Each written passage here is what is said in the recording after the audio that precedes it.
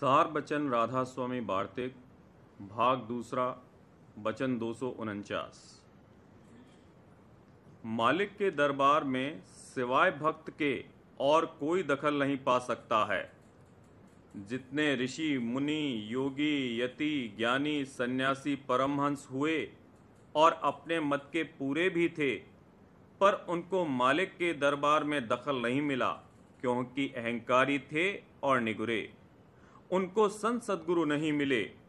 और इस वक्त में जो लोग उनके ग्रंथ पढ़कर अपने को पूरा ख्याल करते हैं और जैसी करनी उन लोगों ने करी उसका चौथा हिस्सा भी नहीं करते और संत सद्गुरु की निंदा करते हैं, वो कैसे उस दरबार में दखल पावेंगे। अब सबको चाहिए कि इस बात को निश्चय करके माने कि जो संत सद्गुरु की भक्ति करते हैं वो कुल मालिक की भक्ति करते हैं, क्योंकि पूरे सद्गुरु अपने वक्त के में और कुल मालिक में भेद नहीं है, दोनों का एक रूप है। बचन 250।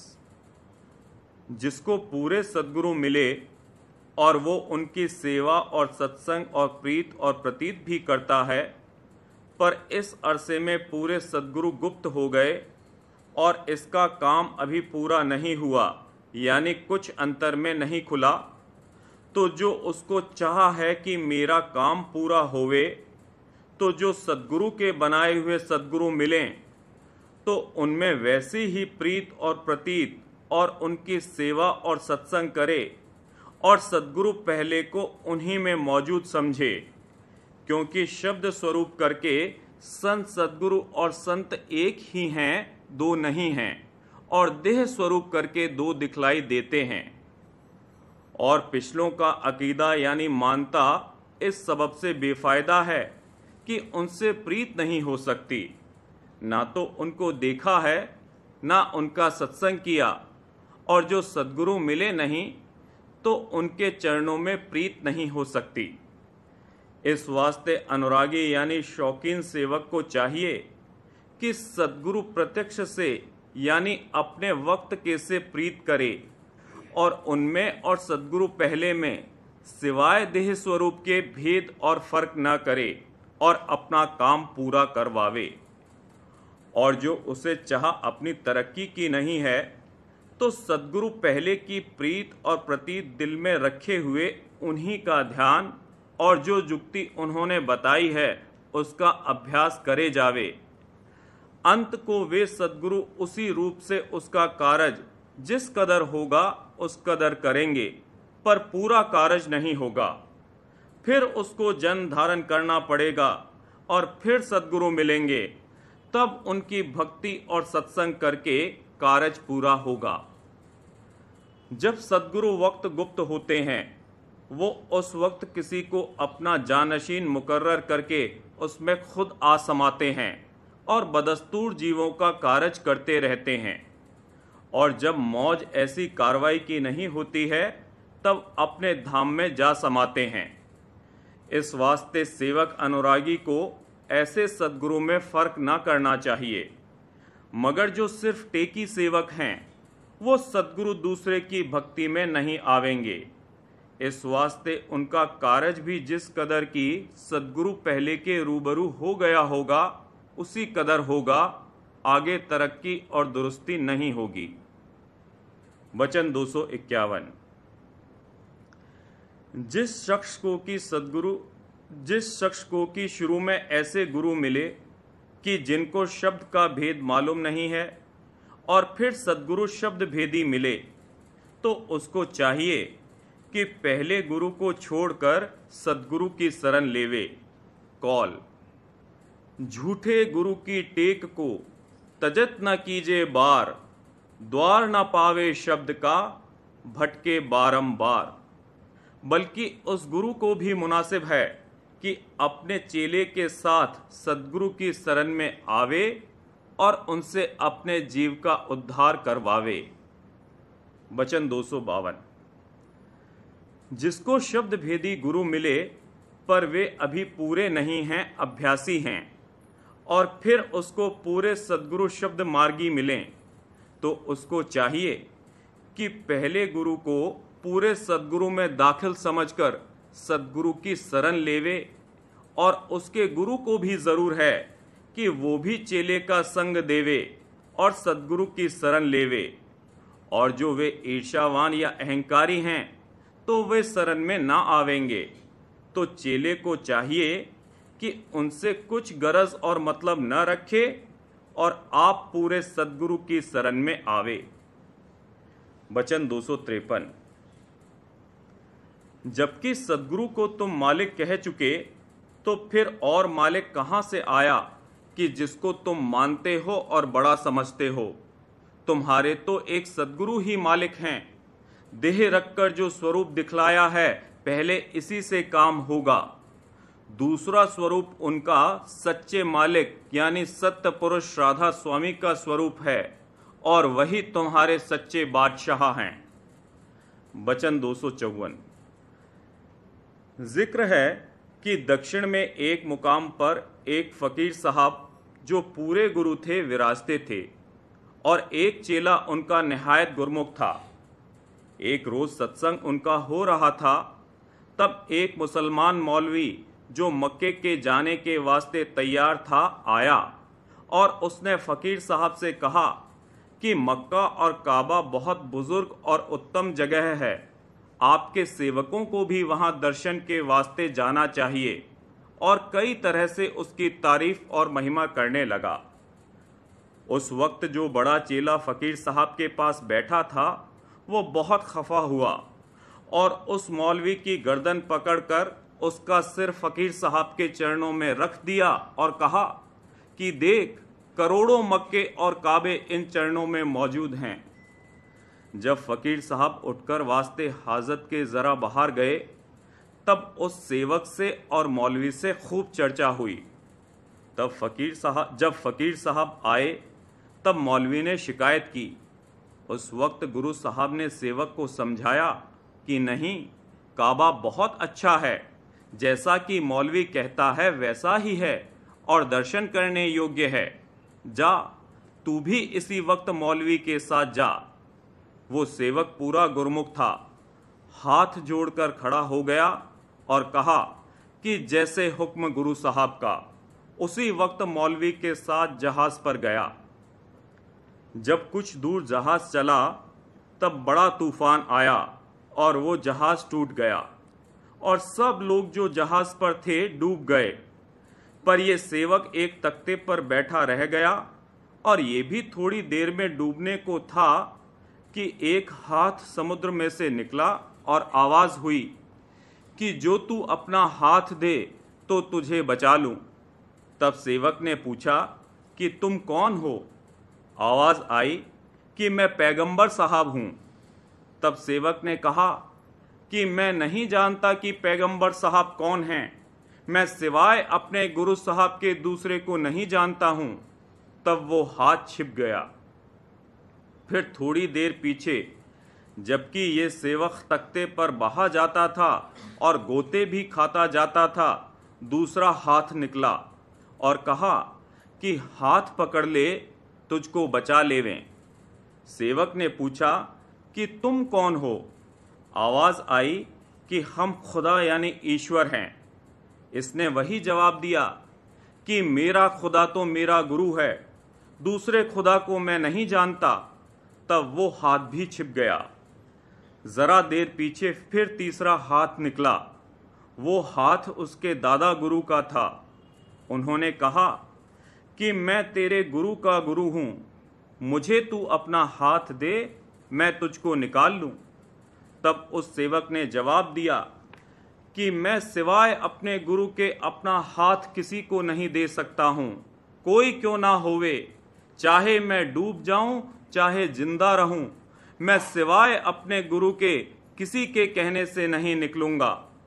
तब वो हाथ भी गुप्त हो गया। फिर आप गुरु साहब आए और उन्होंने सेवक को गले लगा लिया और फौरन अपने मकान पर ले आए। अब मालूम करो कि पैगंबर साहब और खुद ईश्वर और गुरु के गुरु ने जो आवाज़ दी थी, वो इसके इम्तिहान और परीक्षा के वास्ते थी, और जब वो गुरुमुखता में सच्चा और पूरा उतरा, उस वक्त गुरु साहब आप प्रकट हुए और उसको बचा लिया। अब जीवों को चाहिए कि जहां तक बने इसी तरह की मजबूत और सच्ची प्रीत और प्रतीत सद्गुरु की करें।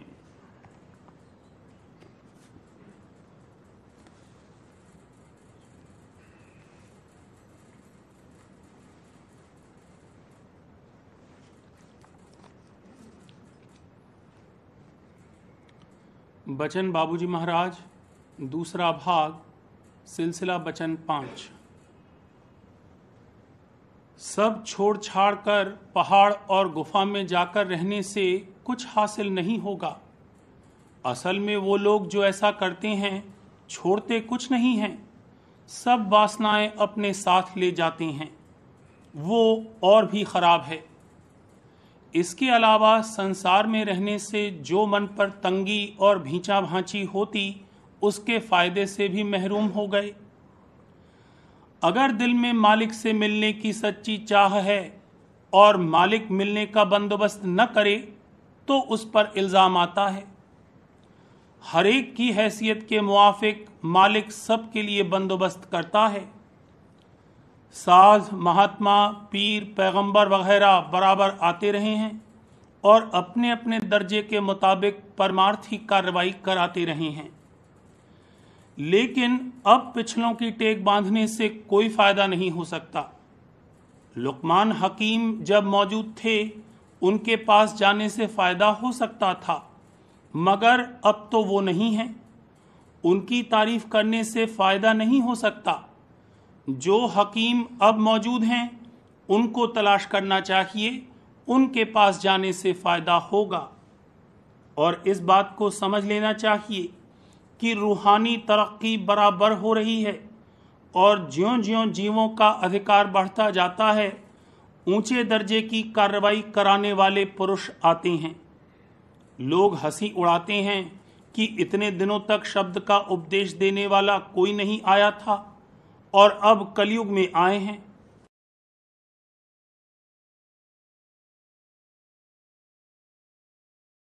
हम उन पर हंसते हैं। मूर्खों की हंसी पर क्या ख्याल करना। हम यूं पूछते हैं कि पहले मत्स्य अवतार क्यों हुआ, पहले कच्छ या वाराह या नरसिंह अवतार क्यों नहीं हुआ, कृष्ण अवतार सबसे आखिर में क्यों हुआ, पहले क्यों नहीं हुआ।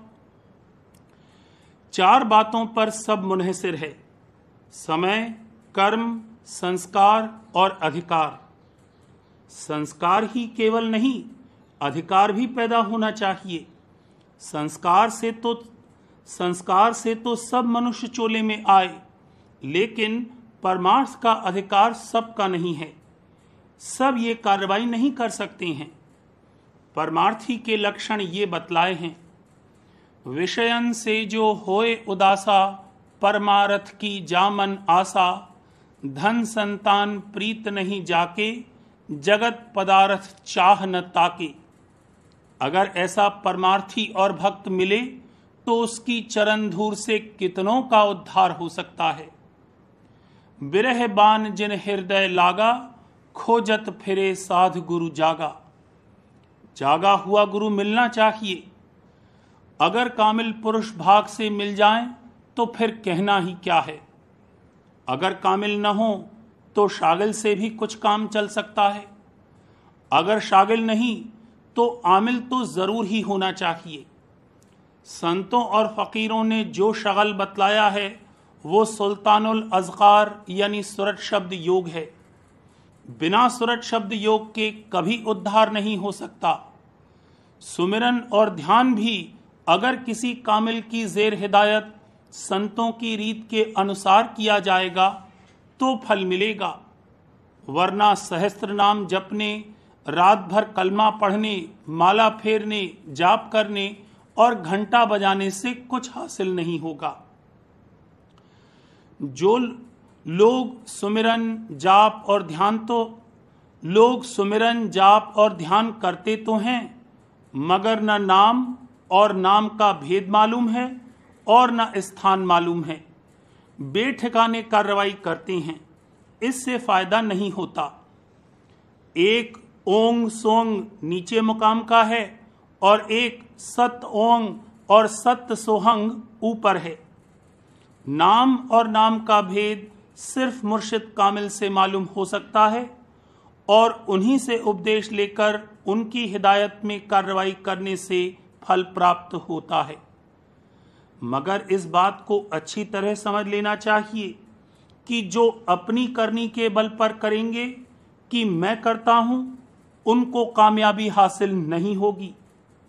मुर्शिद कामिल की मेहर व दया के साए में परवरिश होगी, उनकी दया से काम बनेगा। इसलिए परमार्थ निहायत सहल काम भी है और निहायत मुश्किल भी। इस दुनिया को छोड़ना मंजूर हो तो इस काम का बीड़ा उठावे, वरना अभी चुप रहे। परमार्थी यहाँ का सब काम करता रहेगा, लेकिन उसकी निगाह पलट जाएगी। जरूरत के मुआफिक यहाँ का सब काम करेगा, ज्यों ही मौका मिला कि अंतर में खिंचा। जाहिर में तो यहाँ की सब चीजें देखता है, लेकिन तवज्जह मालिक की तरफ अंतर में लगी रहती है। यहाँ की मान बढ़ाई बदनामी किसी की परवाह नहीं करेगा। निहायत कठिन काम है। जब परमार्थ में कदम रखेगा तो इसके शरीर का अंग अंग जिस्म का जर्रा जर्रा मुखालफत करेगा। मन की धारों और तरंगों को रोकना और दबाना बड़ा मुश्किल है। परमार्थ मन को मारना है। जब मुर्दा होगा तब मुरीद बनेगा और फिर जिंदा दिल होगा।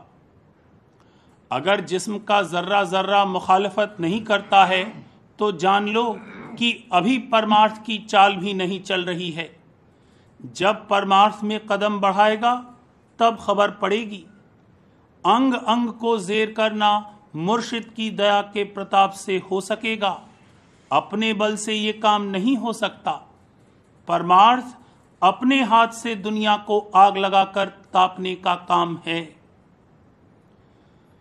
मालिक ने ही जीव को यहां भेजा है और मालिक ने ही वापस ले जाने का भी बंदोबस्त किया है।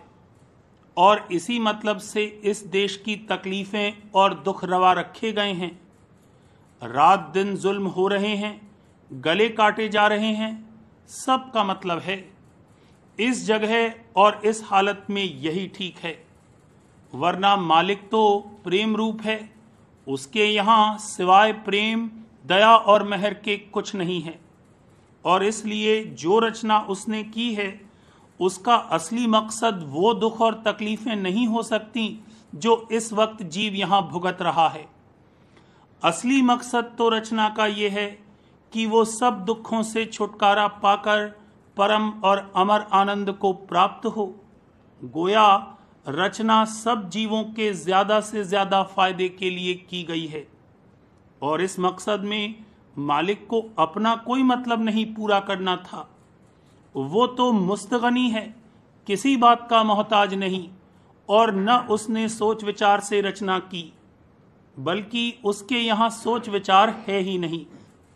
सोच विचार तो वहां से शुरू हुआ जहां से कि गैरियत और अपना अलहदा मतलब पूरा करने की ख्वाहिश पैदा हुई।